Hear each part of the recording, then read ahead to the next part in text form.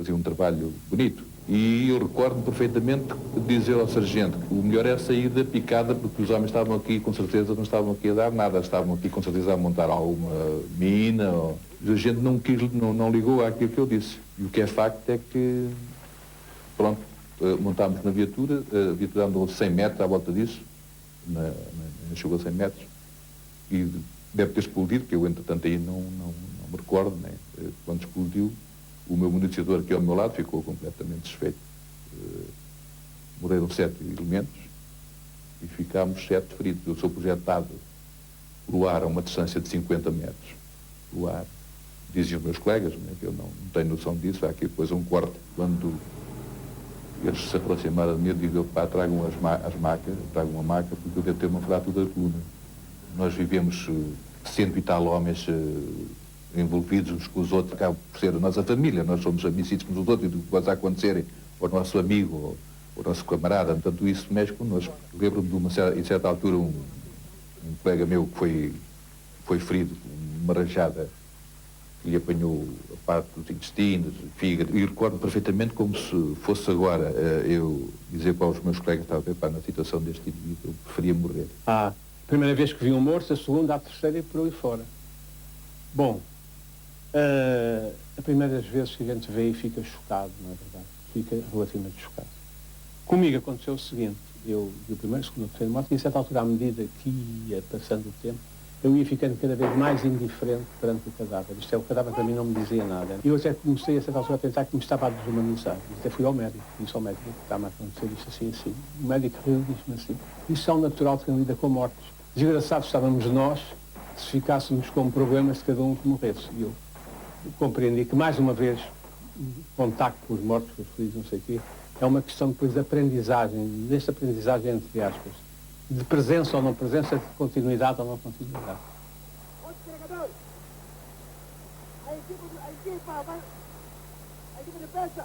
Eu vou falar por mim, não vou falar pelos outros camaradas. Eu tinha sempre um cuidado, nem sempre conseguia impedir. Era quando via o inimigo morto, preservar o cadáver. Não cortarem orelhas, não cortarem dedos, não cortarem cabeças, ao princípio era a moda. Não consegui 100%, mas tentei o mais possível evitar que acontecessem essas questões. Quando o indivíduo está numa guerra já há muitos anos, tem outro sentimento e outra forma de reação. Mas quando os primeiros combates, sente-se mal quando vê, seja o nosso colega, nosso companheiro de luta ou de inimigo, sente mal porque é um ente, é um homem. Eu lembro-me que estávamos emboscados, às tantas eles dão por nós, e da parte da frente abrem fogo para a gente, e eu estava mal colocado, levantei-me e ia para ir para trás de uma pedra. Havia uma mata a uns metros atrás de mim, e então foi quando fui atingido. O indivíduo estava ali à espera que algum de nós se distraísse, fui eu. Levantei-me para me proteger melhor e apanhei uma bala na coluna. Os momentos depois foram trágicos porque eu não sabia o que é que tinha. Queria-me levantar. Para mim foram os momentos mais difíceis que passei. Caí, a única coisa que senti era a ponta dos dedos. Parecia que tinha lume na ponta dos dedos. Mas o que é que tenho? Gritei. Que deve ter dado uma barraca desgraçada porque uma pessoa cai. Quer-se levantar, não pode. Tinha a arma assim à minha frente, queria pegar na arma e a arma ficava no sítio porque não tinha força para... Tive muito tempo sem ter força nas mãos. Tudo eu tive que sofrer transformações. Portanto, eu nasci e cresci até certa altura, depois tive que parar na minha vida, houve este corte da minha vida, né? Eu vou para a guerra e acontece nisto, depois há um corte de adaptação à situação, depois há horizontes fechados, portanto, no nosso país não existia ainda hoje, praticamente não existe nada, né, a nosso nível. Nós não temos apoio de espécie nenhuma, né? Se queremos o emprego, não temos emprego. Queremos cursos, iremos não sei o quê, mas não há nada. Não. Queremos a rampa para tratar um determinado assunto, num determinado sítio, queremos comprar a casa não sei aonde, não sei o quê, não há rampa. Todos os acessos são cortados, mas tudo isto, o indivíduo tem que ter, de facto, uma grande capacidade para ultrapassar todas estas situações. No momento em que se está a combater e que um camarada é atingido, é ferido, tentam as pessoas buscá-lo, se ele ainda ficou vivo, enfim, para o levar para uma zona mais segura, chamar um maqueiro, mas não afeta muito o moral, porque está-se no ardor do combate, depois tem uma fase mais tarde, uma certa tristeza, uma certa saudade, e depois esquece. O instinto de sobrevivência é muito grande.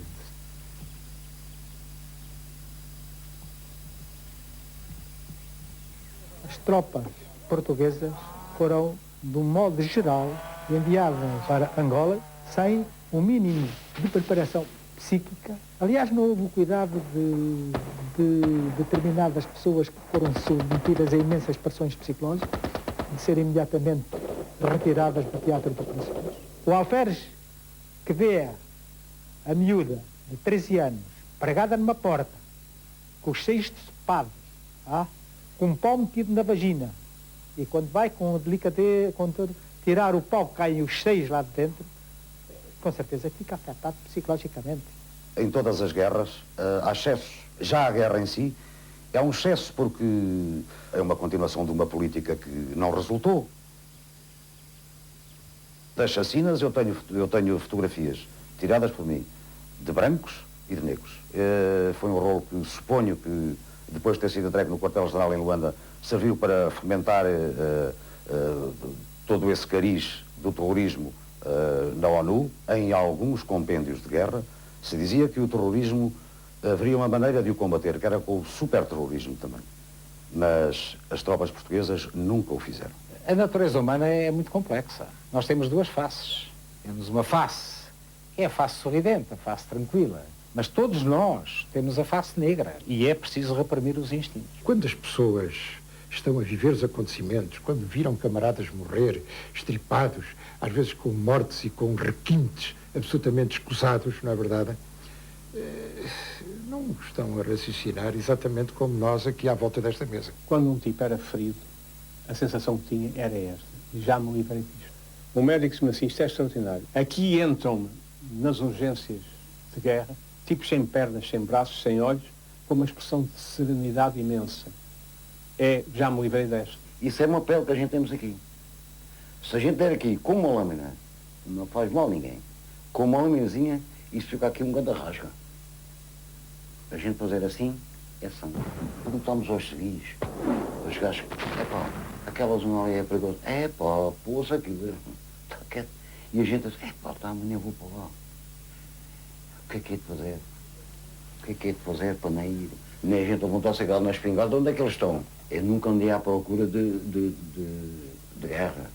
Na guerra colonial, em câmara lenta e ao retardador, estava-se a conseguir um sacrifício enorme, porque a guerra colonial, quanto a mim, foi um castigo sem culpa que se abateu sobre a juventude portuguesa dessas décadas de 60 e a primeira metade da década de 70.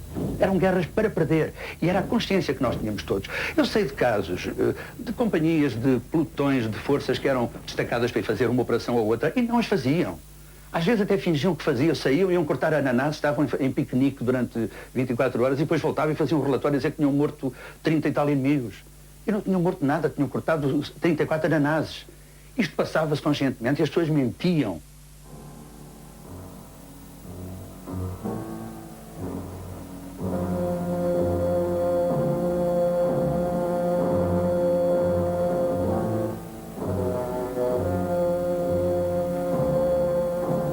Não vejo que possa haver descanso para o nosso trabalho, nem outra preocupação que a de segurar com uma das mãos a charrua e com outra a espada, como durante séculos usaram nossos maiores.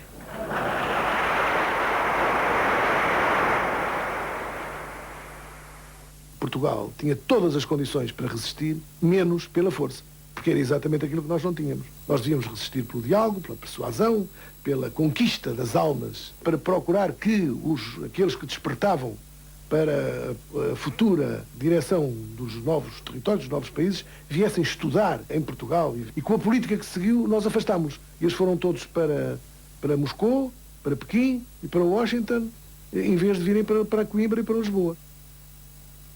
Eu creio que não havia país nenhum que estivesse de acordo com a nossa, ou povo, que estivesse de acordo com a nossa posição. Foi uma teimosia constante, é o que eu entendo.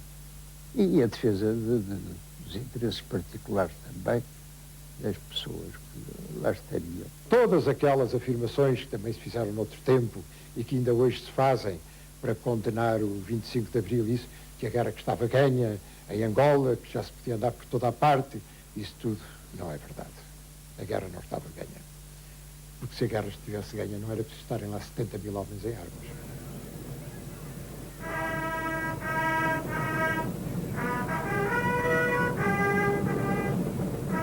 Atada num pesado cano de chumbo e erguida custosamente por um soldado, à medida que o toque de continência progredia, a bandeira ficou hasteada junto da cruz da igreja e a ala fixa com arames. Houve um sentimento de guerra ganha que se traduziu em afirmar que quem ganha guerras não faz reformas, porque é um sinal de fraqueza.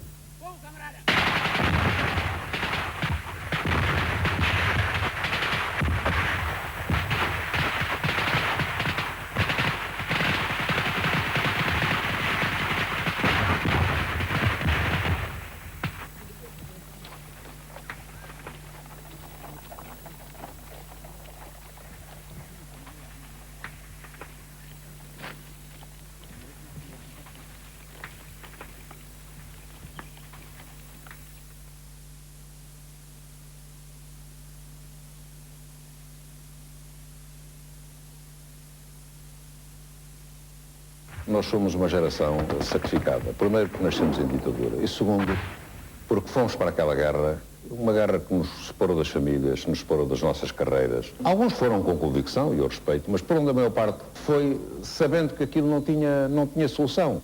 Nem aquela era a nossa terra, e muitos de nós tínhamos a consciência disso. Apesar de tudo, fizemos esse sacrifício. E combatemos, e arriscámos a nossa vida, e muitos lá deixaram um pedaço de si próprios. Deixaram um pedaço dos seus corpos, outros lá morreram, e outros lá deixaram também um pedaço da sua alma. Tinha a consciência política de que aquilo não tinha solução, mas estive lá com a minha gente, estive lá com a minha geração, estive lá com aqueles que tinham a minha idade e, como eu, viveram o mesmo sacrifício, passaram os mesmos maus bocados, a mesma fome, a mesma sede e, sobretudo, aquele tormento de estarmos ali numa guerra em que, no fundo, a maioria não acreditava.